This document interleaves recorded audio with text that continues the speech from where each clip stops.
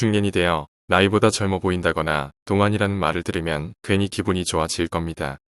상대적으로 아직 덜 노화됐다는 칭찬으로 들리기 때문입니다. 노화를 늦추고 노화를 멈출 수 있다고 주장하는 의학적인 연구 결과가 있습니다. 미국 배우 브래드 피트가 열연했던 영화 벤자민 버튼의 시계는 거꾸로 간다에서 주인공 벤자민 버튼은 80세의 외모로 태어나 시간이 갈수록 젊어지는 병을 앓고 있습니다.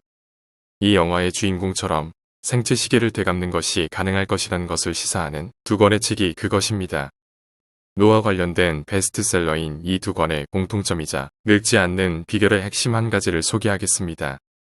먼저 하버드 의대의 25년간 장수 연구의 결정판이라고 할 수 있는 노화 분야의 세계적 권위자인 데이비드 싱클레어 교수의 노화의 종말이라는 책입니다. 싱클레어 교수는 노화는 삶의 불가피한 자연스러운 과정이 아니라 하나의 질병이며 이 병은 치료가 가능하다고 주장하고 있습니다. 노화는 암이나 당뇨병, 심장병 같은 질병의 결과로 나타나는 현상이 아니라 그 자체가 하나의 질병이다. 오히려 노화에 의해서 이런 일반적인 질병들이 증상으로 나타난다. 따라서 만병의 근원인 노화라는 질병을 잘 다스리면 다른 질병들도 예방할 수 있다고 주장하고 있습니다.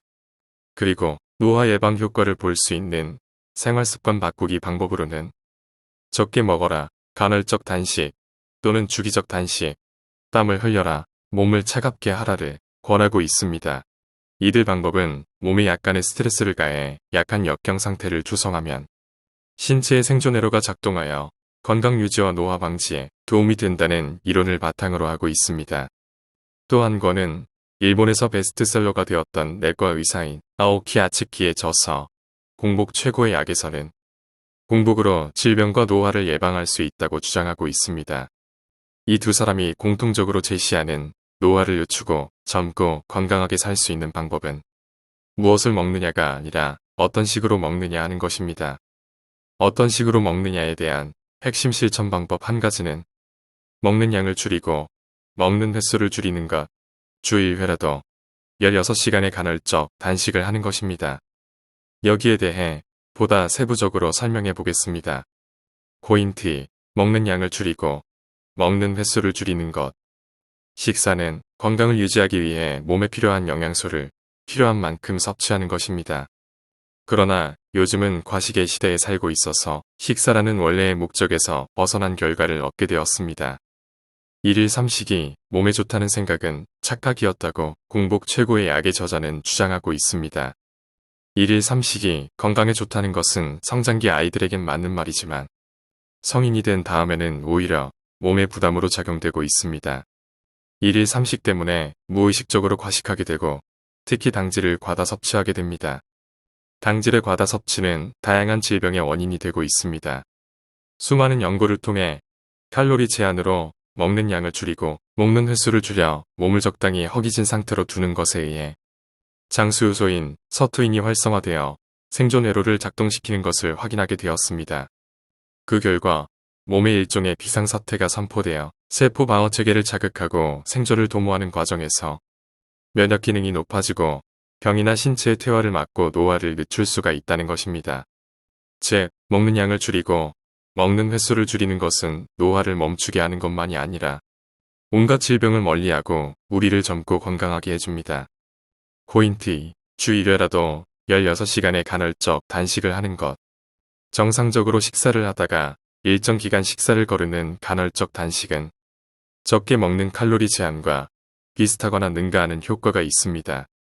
공복, 최고의 약의 저자는 과식과 당질 과다 섭취로 인한 우리 몸의 폐해를 음식을 먹지 않는 공복의 16시간으로 젊고 건강한 몸으로 만들 수 있다고 주장하고 있습니다. 먹은 행위는 영양을 섭취하는 중요한 수단인 동시에 내장기관을 풀가동시켜 몸을 가장 피곤하게 만드는 행위입니다.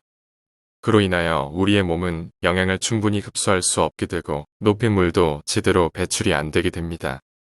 장의 환경도 악화되기 때문에 면역력이 저하되고 병에 걸리기 쉽게 되기도 합니다. 그래서 내장기관도 휴식이 필요합니다. 음식을 먹지 않는 공복의 시간은 16시간이 최적입니다. 보통 음식을 먹고 나서 10시간이 지나면 당이 없어지고 다음에 지방이 분해되어 에너지로 사용되게 됩니다. 그리고 16시간이 지나면 몸에 갖추어져 있는 오토파지 시스템이 작동하게 됩니다. 오토파지는 세포 내에 낡거나 망가진 세포를 새롭게 만들어내는 최고의 자기 회복 기능입니다. 이 오토파지는 배가 고플 때 활발하다고 알려져 있는 것으로 세포가 활성화되고 젊어지면서 신체의 재생으로 병을 멀리하고 노화의 진행을 막을 수 있습니다. 한편 이 오토파지 현상을 규명한 연구 공로로 일본 도쿄 공업대의 오스미 요시노리 교수가 2016년 노벨 생리의 학상을 받으며 오토파지가 널리 알려지게 되었습니다.